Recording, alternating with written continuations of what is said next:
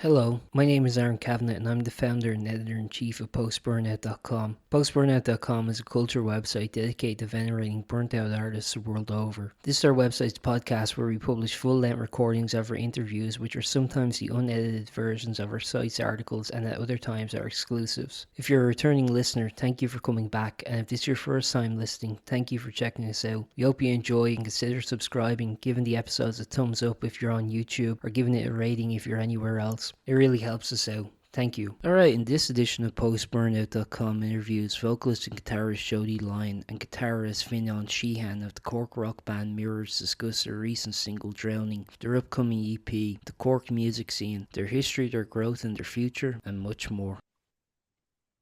Hello. Hey, how's it going? Hi, how are you getting on? Very well, it's very nice to meet you. How are you? Nice to meet you, as well. I'm Jodie, as well, by the way. Nice to meet you, I'm Aaron. There's a lot to talk about. I guess with this project. I guess we'll just jump straight in. Cool. I think Oh, okay. Fionnán might No, be trying to join, sorry. I think he might just no be. worries. I'll wait for him. How are Give me you two doing seconds. anyway? All good. Good, yeah, good. Not too bad. How are you? Good. Good. Still alive. Yeah. That's just my Are you response to everything now. Still alive. you're- are you based in Dublin, is it? Yeah, yeah. What's the Just weather like up there? sort of outside the city centre a little bit. In Tala, Yeah. if you're familiar. So Yeah, yeah, that's me. that's you. Whereabouts in Cork actually are you based? We're all of us are kind of Douglas area. Okay, yeah, yeah. I've So interviewed an like we're all artist kind from of close Douglas before. together. Yeah, that's Yeah. cool. So it's all kind of Is local. that within like proximity to the city? Like how close? I'm not too. I'll be honest. I'm not too familiar with Cork geography. Cork, yeah. I'd say like God, we'd be like 10 minute drive like from the city That's not centre, bad. Yeah, that's not which is not too bad at all. bad. So it's actually we're all really kind of like centre like, which is handy out. Cool. Yeah, no, I had an uncle from y'all, so I used to spend some time there. But that's Oh, y'all's that's that's lovely. my that's my familiarity with it. It's kind of like I think our little pocket of like it reminds me. This is a weird comparison, but it reminds me of like San Francisco or something. Yeah, and actually because it's kind of further out as well, but it's a really nice kind Yeah. of like community in itself. There's been on. Hello, Hey, everyone. man. We're just That, talking shit about you before you joined. No, I'm joking. oh, Yeah, I've given him all the gas. that's fine. How you That's doing, all. man? I'm doing good, yeah, doing good. Zoom was breaking on me there for a bit, but it's back now, so I'm happy. It's so temperamental. I know. Yeah, it can be funny out. Yeah, I know. It's just because I've not been on it now in ages, so it just made me re-download it and redo it all again now. So Yeah.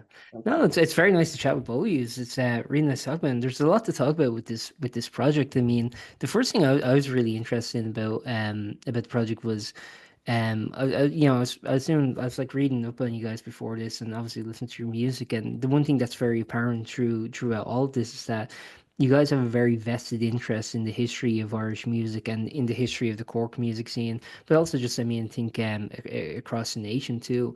I was wondering, like, what is it about kind of like do you think it's important or significant for artists to, I guess, learn from history, or is that just generally something that took your fancy? Um, I think, do you want to answer, Joe? no, you go on. You can No, both do it. I think we just sort of grown up in Cork. Like you get to hear a lot about the bands that like were before. Like I remember my dad telling me loads of stories about like the likes of Nun Attacks and stuff like that. Like, and it's just like really cool stories that you hear about like older music, and then you get into it more. And you just find out like a lot of the music from like back in the day in Ireland was just back in class music. Like, Yeah. Yourself, Josie? Yeah, I think it's like it's kind of hard not to be like so inspired by like past Irish acts. Like I think like Ireland itself just like seems to be like a hub of like culture and like storytelling. So I think most Irish acts like find like huge influence from that. And I think we're really lucky to be like growing up in a music scene that's so kind of inspired by like the history of Ireland as well. I think that's kind of like taking over the music scene is like everyone kind of makes references to where they're from. And it's kind of nice, like really it's really nice seeing kind of like the like people's Irish identity being involved in music because I think that's something that was like oh it's always been around, but it's nice that it's kind of taking place in like more modern like society as well, which is really cool. Yeah. Well, like I'm looking at it recently, and from an outsider's perspective, it really seems like the Cork music scene is really blowing up at the moment. I mean, a lot of Mm. great international acts. I think every pocket of this country has some really some interesting, cool acts coming out of it. And Cork is no exception to that rule at all. I was wondering, like, how do you find like the music scene in Cork? The music scene in Cork's class. It's unreal. It's some of the nicest people you'll meet, and it's also just insane talent coming out of Cork at the moment. Like Yeah, I don't know, it'd be impossible to name like the like top bands at the moment, in my opinion. But like some bands I really enjoy would be like Pebble Dash. They're really cool at the moment, doing some real yeah, stuff. they're amazing. Yeah. Like Clifford's obviously as well, have blown up a load. They're really class lads as well. Like, you know, there's like too many acts in Cork to name here that Mm. like, deserve like big old praise that like Sorry. It's so nice. It's like not one bit competitive. Like it's never been a competitive like music scene ever. Everyone just like supporting each other. It's like you'll go to like multiple gigs throughout the week and it's like the same kind of other band members that are like supporting each other. So it's such a lovely like scene and like the same as Fionnán said, like it's so like every band is just kind of like like excelling in their own genre and like say the likes of Pebble Dash, Clifford's, Cardinals, like those are just to name a few of like the amazing bands that are like coming out of Cork, like and the scene is just so supportive. It's so nice. There's no competitiveness and like everyone's just there kind of supporting each other, which is really lovely. Do you think actually, this is something I've talked about before, but one thing I think is really interesting about kind of the Irish music scene in general is that all our major cities across this country, I mean, everything is so centered within, located within the city centers. So everyone's kind of sharing the same venues, everyone's kind of playing the same places, kind of playing to similar audiences. Do you think that kind of helps foster that, as you mentioned, that non-cutthroat, that very supportive kind of altruistic attitude in terms of actually trying to build a scene because to some degree, we're all in it together, right? oh 100% sure. Back when Mirrors was first starting off, we used to go to Fred Zeppelin's Load, which is this like small like local like grungy like metal bar. Yeah. It's a castle spot but loads of gigs on. And then Mm. fucking I remember we went in one day and we met Aiden from the Locals and we were just big fans of the Locals at that time. And we told him, oh, we've actually started a band. And then he came out to the smoking area then and just sat with us and just talked us through the whole thing of Yeah. starting a band and everything like that. Is just such a lovely like sort of thing of everyone just picking up each other from like hanging out in the same spots. Like you meet everyone. Yeah, I mean, I think that like that attitude of like paying forward kind of like the opportunities is like so critical to kind of any healthy scene. You know what I mean? Like the idea of actually being able to um. I don't know, like, you go through the trenches yourself and then, you kind of like give other people a leg up along the way. I think that's like, has that been like your experience and in general, is that kind of like, as mirrors because like you guys seem to be like really doing very well at the moment, so like is that something that you want to foster then going forward for any new acts who will be kind of coming after you?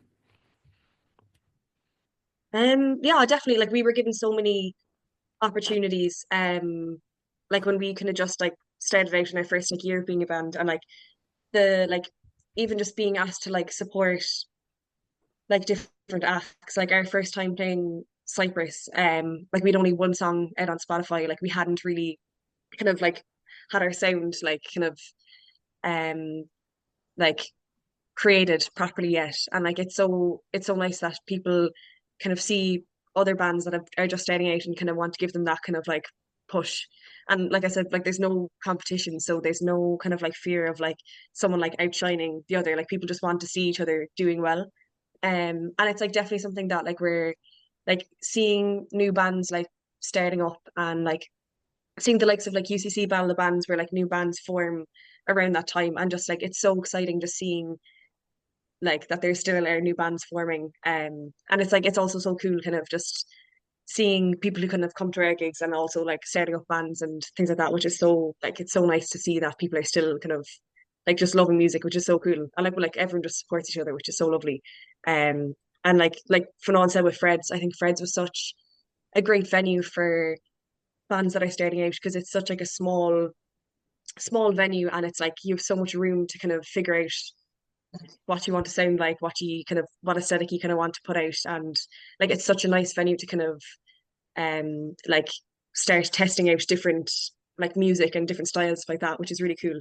And then you have Cyprus, which is like a great venue in Cork that like any opportunity you get to play, like it's just such a great venue, and you have the likes of the UCC Battle of Bands that kind of pushes for new bands to go for it and like submit themselves and all that. So it's really cool. Yeah, no, I think what's really great about like again, this could just be me, outsider looking in, but it seems like Cork really does kind of like foster its music venues and its music heritage. I mean, you mentioned places like Mm, Cypress Avenue and Fred Zeppelin's. I mean, they've been around forever, and it seems like different generations of bands are kind of coming up in the same scene. Of course, it's no longer there, but like of course, there's like the history of like Sir Henry's and places like that. mm. Do you find that like, and also UCC, I mean, like, putting on battles and bands and, trying to foster the community in that sense. I mean, do you find that the atmosphere around Cork is kind of supportive of the arts? It does feel like that now between things like the Jazz Weekend and everything like that. It does Yeah. feel like there is a good bit of backing for like music and art in Cork. Like we have the Crawford Art Museum right in the centre of town as well. It's just like there is a big old push for like culture promotion in Cork area. Like it's great stuff. I also want to talk there. You were mentioned there, Jody, that your first single, "Take Me Home," that was something I actually noticed when I was listening to it. It does have a very drastic, like sonic difference, I guess, to Mm. what would kind of come afterwards. I mean, what kind of like between that and your first EP, Envious of the Faithful, which by the way, great title. Before I even listened to it, I was like, yeah, I relate to that. Like I get that. That's a sentiment I share. But between like the first single and your EP coming out, I mean, what kind of changed in terms of like steering the direction that the band would kind of go in?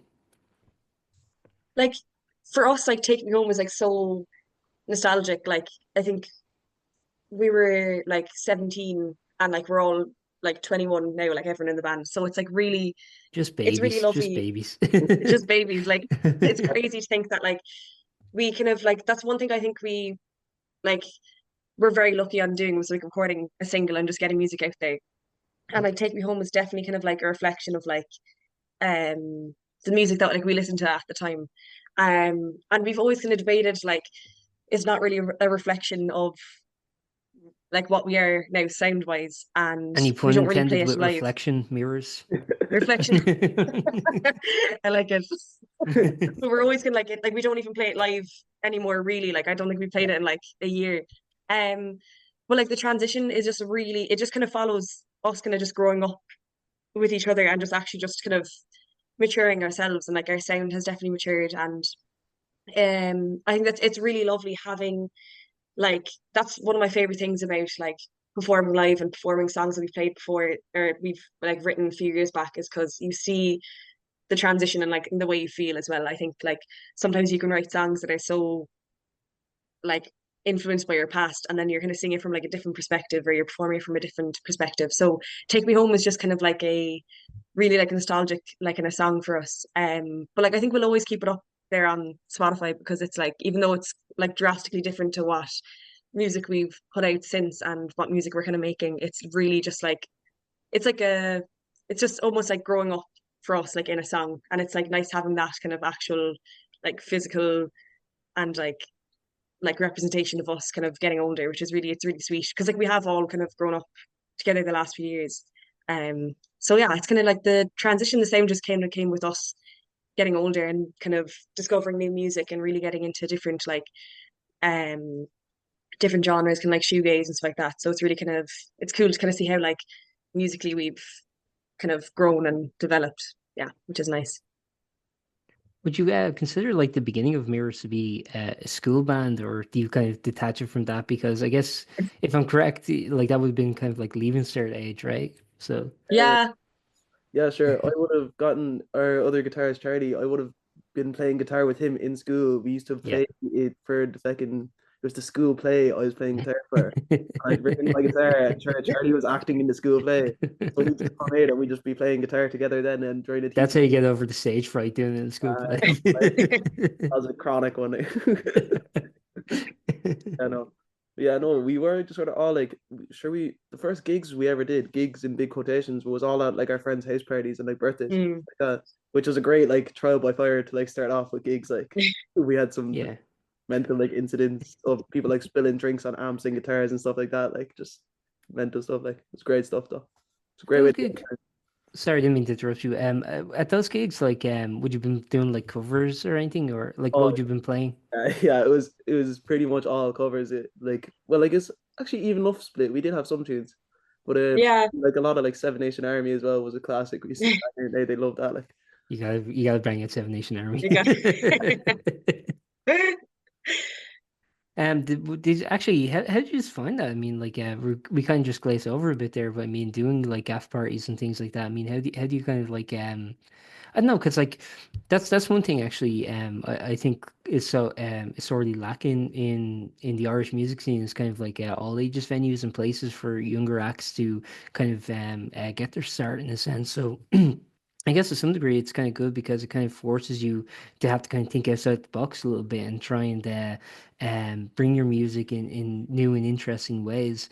I was wondering how did you find those kind of like early gigs, I guess?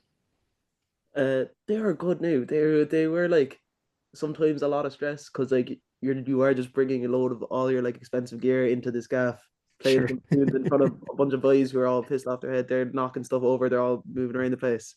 And But would, like, would they have a PA around? Like, how would you oh, sing? it was Just just singing over the and then the things no, just real loud? we had the mic plugged into an amp. I think is how we did it. Okay. We got one of them. Mm. So I was happy out. But yeah, no, it's, I don't know how to describe it. It was great time. It's Do you good actually? solutions for like playing when you're a bit younger, like when you're not getting into venues. It's a good way to get a start. Like, Yeah, and also, I mean, like, I don't know if you feel this way, but what I was thinking there, what you were saying just about plugging like the mic directly into the amp, like it is in a way like when you don't have like a professional sound person there and you kind of have to do it yourself.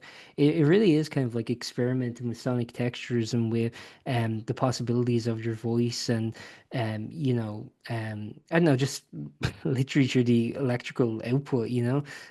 So I was wondering, I mean, did any of those kind of like early gigs in any way sort of give you any kind of foundation as towards your sound? Like I'd say like definitely. Um I think we're like extremely lucky that like some people who were at those house parties still come to gigs today. And I think that's so so nice that like we still have our friends around. Like in regards to our sound, I think like one thing that I think we don't do as much as a band is like just learning covers and just playing covers together and how like actually beneficial that can be for a band. And I think we kind of did that at the very early stages and like doing covers and all kind of like it's also just a way for the band to kind of choose and pick what way they want to sound or what sounds they like. So I think for us when we were kind of choosing covers and literally just playing sets of covers really you realize then like how that influences your songwriting and kind of the music like and all that because it's like you are all just coming together as a group of five people being like I like the way this song sounds, how can we draw inspiration from it but not as directly as just like creating it, you know, because it's like Sure. at least when you're doing the covers, you're still doing your own version, and then that kind of bleeds into new projects, which is really nice because we all like I think as like the five of us, like all of us have such distinct music tastes. So sometimes we're coming at songs like all from like different like genres, but it like it always kind of just works out for us. But I think like covers wise, it's really cool when like we all kind of find like a overlapping kind of like general like likeness for there's certain songs, which I think is quite cool, and how that I think that can really help bands starting off and figuring out where they want to go, rather than further down the line, then one of the members realize that they don't like the genre that the band is making. If that makes sense. No, it does. And also, I mean, what's also very interesting about kind of the age group that you guys were in, as you kind of alluded to earlier, I mean, as you kind of grow, I mean, obviously you listen to new music, you take influence from that. But what's also interesting too, I think, is that and maybe just this is my old man perspective, but I do think there is a huge difference between being 17 and 21 versus say being 26 and 30, right? It's just an age where you're growing and you're kind of like discovering who you are. So I was wondering um has music kind of been an aid in that, like doing the project? I mean, has it kind of been in any way an aid in terms of self-discovering the people you're going to be as adults? I'd say that's a question for Jodie now more than me. I'd say definitely. Like I think especially with now I don't want to speak on behalf of like the lads in the band, but I think for from my perspective, like it's very rare that you'll sit with a group of people and describe exactly how you're feeling and like whether that's past, present, or future about anything. And I think it's really rare that you do that with even just like your closest of friends. And it's like the bond that I think you have with bandmates is like you can't really replicate it unless you are there. And I think growing up, like um obviously you encounter very kind of like first experiences and like kind of different things as like you're transitioning into like adulthood. And I think having like a foundational base of like a group of people where like through songwriting and through making these songs we've seen each other grow and all that. And I think it's really sweet like being able to tackle all those kind of like difficult feelings with like getting older with a group of people and there's some level of like basic understanding with each other. So I think it's really nice just like seeing being with a group of people and you see us all grow up together pretty much. And I think yeah, like it's definitely helped us all with um like getting older and growing up. And I think that kind of is like reflected in the music that we're making as well, which is really, really sweet. And that's people like who are, obviously very interested in like music history. I mean, is kind of preserving a song like "Take Me Home," which you feel is no longer reflective of what the project is going forward. Do you still think it's kind of like significant to have that kind of like, I guess, memento of that time in history and that time, not only your own personal history, but just kind of music history in a grander scale where I think now with self-releasing there comes the ability to delete old songs if you no longer resonate with them. But I don't know, and this is me being a dramatist perhaps, but I do kind of feel like there's a bit of historical revisionism in that. And there's also something for kind of the completionists, the people who like your project, to kind of discover the full spectrum of who you are. Is that in any way a conscious decision in terms of leaving that song up? Well, it's more than just ourselves though as well. It's there'd be people that we'd be friends with from the gaff party days would have like been like able to get good memories out of the song Take Me Home. Like that would have been like a song that they would have listened to regularly, that they would have been showing their friends, being like, look, my friends are in a band kind of thing. And it was just like it's a nice memory of like what we were like back then and what we did sound like back then.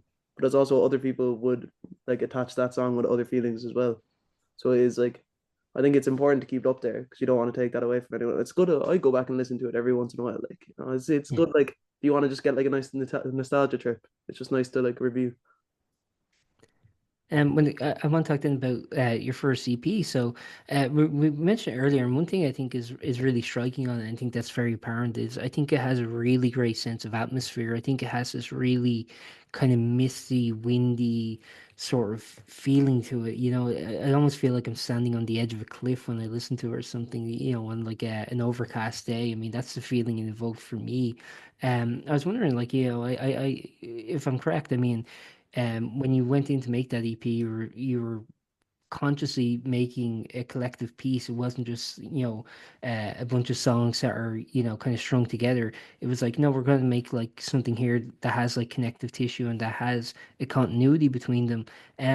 What, when you first went in to make the EP, what was your kind of concept of it, and did what's the end product kind of reflective of that? Like, do you feel like when you got the EP at the end, it was like, yes, that's what I had in my head from the beginning, or did it feel like it kind of through the process just became something else? I think we definitely with the last EP, we definitely like pressure isn't the right word, but I think we did set ourselves like a goal of kind of coming out with an actual piece of like a cohesive piece that kind of just like follows like a story almost throughout. Which I think we're really proud of. I think like I know for myself, I felt kind of pressure like as like a female kind of musician that like I kind of wanted to escape kind of writing about like heartbreak and like all those things. And I kind of wanted to make this EP really like just kind of cohesive in its like story.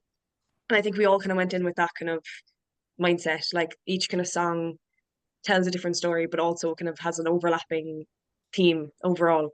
I think it's something we're like super proud of. Like we kind of set ourselves aside with like performing these songs live and make sure we were super comfortable with how they were sounding before we went in recording. So I think it's something we're definitely proud of, that we have like a piece of work that is really like self-referential for all of us. But I think what's like really nice then, the kind of transition from this EP to the next EP is we didn't really put those pressures on ourselves this time, and it's like whatever came out in rehearsal just like happened. So it's kind of really nice that we've kind of set ourselves that goal, knowing that we can make that cohesive piece of work. But also just having the like new freedoms of going back to kind of our roots of just making whatever happens and kind of what feels natural to us. But I think it is something that we are really proud of, like as a band, knowing that like we kind of can like set ourselves a goal and work towards that. So I think it's a piece of work that we are really proud of.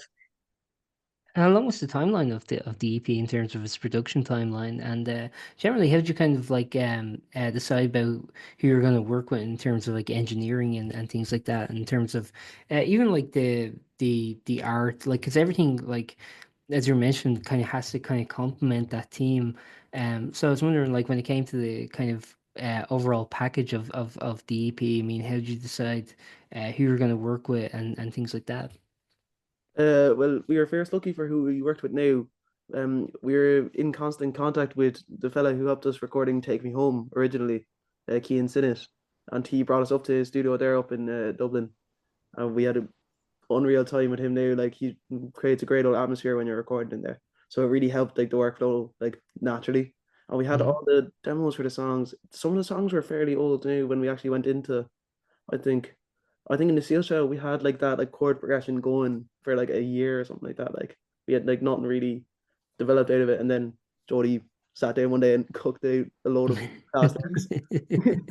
So then, but yeah, no, it was a great old like expedition of that now. But we were very lucky with Cian Sinnott because he's someone we've worked with now, who, like really like is going in with someone who you've already worked with, who understands your sound. We were able to show him some of the live videos of the songs, and he was just able to get the like vibe instantly for what we were doing.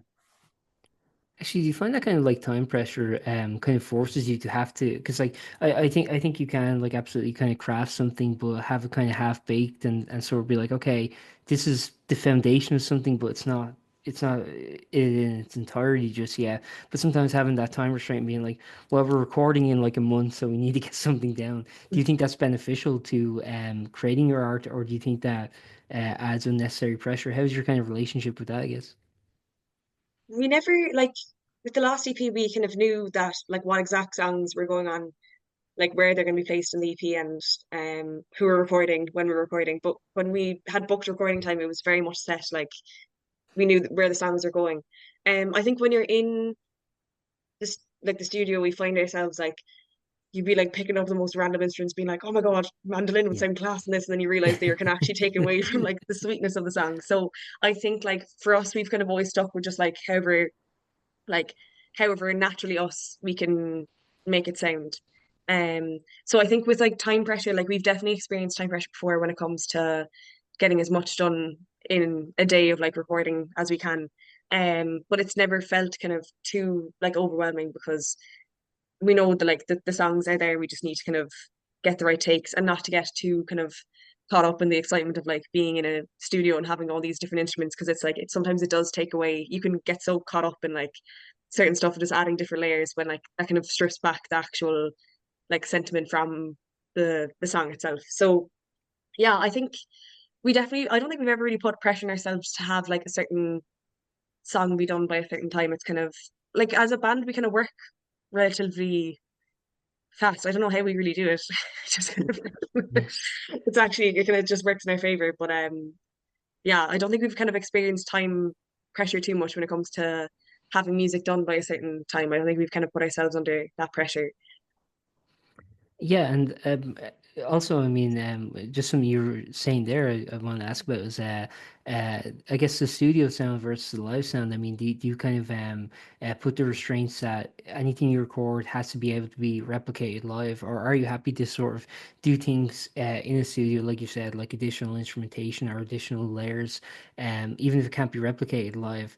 it's more about making the EP or the studio recording the best thing it possibly can be. I mean, in terms of like your relationship between, the live sound and the studio sound. I mean, what's your kind of relationship with, I guess, with that? I guess is what I'm trying to say. Oh, Oh, yeah, tongue-tied today. I don't know why. I don't think I had enough coffee. I apologize. yeah, I'll go. I think the thing with doing that is when we go into the studio, we just try and make the song sound the best that the song can, and then afterwards we worry about reflecting that live, and we do put in the effort to like make it sound as it does on the track live. Yeah. But it's just about what will make the like song mean the most, like what will be the best for the song in regards to the studio. What like if there's stuff that needs to be added or not. Like, but yeah, and then just trying to replicate that live is just what we do put the effort into trying and do.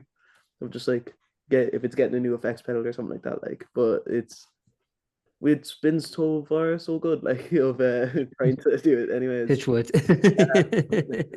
Yeah, no, it's been. I think we've been all right now for copying like what is on the actual track in the live shows. I suppose there's one or two bits missing, but they wouldn't be overly. I'm gonna say we're grand for the moment, anyways. We'll see. We'll keep an Yeah, eye we'll see. out. And then I want to talk about your new single, "Drowning." It comes out April 24th. I think, Jody, you were just kind of alluding to, this is part of your next EP. Is this single going Mhm. to be on it, or is this just a separate track? Yeah, the single will be on the upcoming upcoming EP. Ah, you caught it Um, from me. You got the tongue tied. I don't know. but Drowning is like I think Drowning was definitely like the starting point for this EP. Like you kind of find yourself like once you write one song, you're going into and you're like, this feels like the start of something that we're working towards. And then Drowning was definitely like a break off from the kind of shoegaze like sound that we were chasing for so long. Because like sometimes like a lot of our stuff can be really like dark and heavy. But I think Drowning kind of like brings kind of life into our set like a lot of the time. Um, but it's one of our like favorites to perform live. It's kind of just like a really it's like it has like indie kind of like layers to it, I suppose, which is also kind of like a kind of reference to like our the beginnings of the band because we would have been kind of like an indie band, like predominantly like in the start. Um, but it was really nice. I think it was a really nice like beginning of like experiencing kind of like freedom in the music that we make. I think a lot for after Envious and Faithful, we found ourselves kind of almost like limiting ourselves to like heavy rock or shoegaze. So Drowning was definitely like a really nice starting point where we were just kind of whatever was working, and if it came out as a song, we kind of kept it. Um, but Drowning, I think, is one that we're definitely all really proud of. It's probably the one that came out most different from a recording. It's definitely a lot more like poppy, but yeah, it's really excited just to get that single out and kind of um start the beginning of like the releases for the upcoming EP. Yeah, and you were kind of mentioned there that the songs on this EP are more kind of individualistic in nature compared to the previous EP, which had a connected through line. Is "Drowning" a kind of good indication of the other songs that are going to be on the EP, or is it just very much its own thing, and each other song that's going to be coming will be their own thing too? Yes. Drowning, yeah, it's kind of like I would say it's kind of quite different to the other songs that are on the EP. Like our recently recorded one that we uh most recently recorded is called Wood, and it's like still has that kind of like indie influence, and then the rest will be kind of a lot darker. But Drowning is definitely like the like kind of sets the tone for the EP, I would say. But it definitely does get like more heavier and more darker as it goes on. So just for me for when I'm writing the article down later. It's called Wood, so it's at WOOD or WOUD? WOULD. WOULD. Yeah. Perfect. Is there a question mark there too, or No, I just want to make sure I'm no. getting the format correct, okay?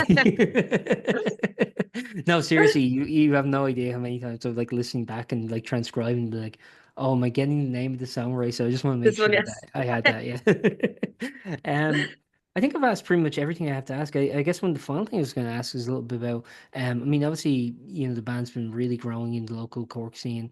Um, Beyond that, I mean, like, kind of what's your ambitions, I guess, like in terms of, let's say even just this year, you have the new EP out. I assume expectations is for this year, I guess. So, just in terms of like the growth of the band and generally, how have you found kind of the growth has been? Because like to me, I'm looking at it and it seems like it's been quite rapid. I don't know if it feels that way to you, or if it feels more kind of if it feels like more of a slow boil. I don't know.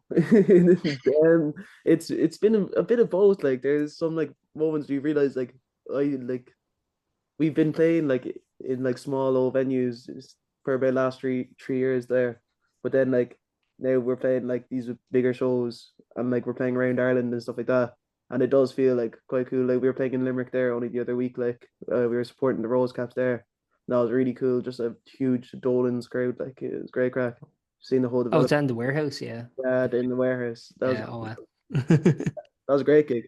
And then I don't know what the sets would be, the eyes would be set out for the future. I don't know. We were thinking, hopefully, fingers crossed, a UK tour now in November times is what we're looking towards at the moment because we have a few connections over there. So that'd be real cool to get done. And just generally, like, kind of the idea of when the next EP would be, if you have it, if it's just like if it's TBC, that's fine. I was just kind of It'll wondering. be end of October. So Drowning's coming out in 24th of April. Mhm. Our other track Alive will be end of June. Then Wood will be out in September, and the full EP will be out the end of October. And then we'll be doing like an Irish and UK tour in November time. So yeah, it's kind of the main like set in stone plans. But I think um for us we're just gonna keep like trying to push these singles. It's really difficult being like an independent band and like finding time to actually do your part, which is making music, but also on top of that being like an influencer and like Yeah.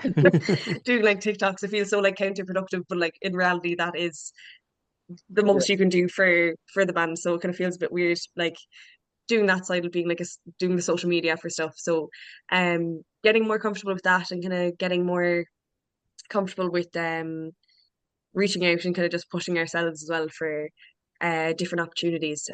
Because like the opportunities are there, we just kind of need to push ourselves to get to them and stuff like that. So I think we're just kind of hoping that these kind of singles and these releases kind of help us kind of move forward as a band and just kind of tour as much as we can and do as many gigs as we can and see how far we can go with it all. nice. Well, do you have aspirations for what that would look like, or is it just kind of like we're just gonna keep doing it and whatever happens, happens?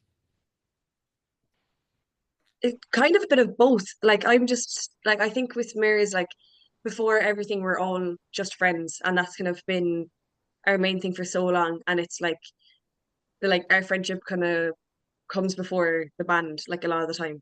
So for me it's like obviously it's like all of our like dreams for this to be our like kind of life. But for me I'm just like as long as I get to hang out with these group of people and like not only to be best friends with all these people, but to be making like music and making music that you're really proud of with all these people is like one of the best feelings ever. So if we can just continue to literally just like play live and make our own music, like that's to me that's like success in itself. Like just Yeah, being with these people alone, which is really, really lovely. I think it's like a bond and a friendship that I feel like I've never had with other people. perfect. So it's super I guess special. I guess I'll wrap it there. It's really nice talking with both of you. Is there anything useful like that before we wrap up? Is there anything people should know? Do you want to plug social media, things like that?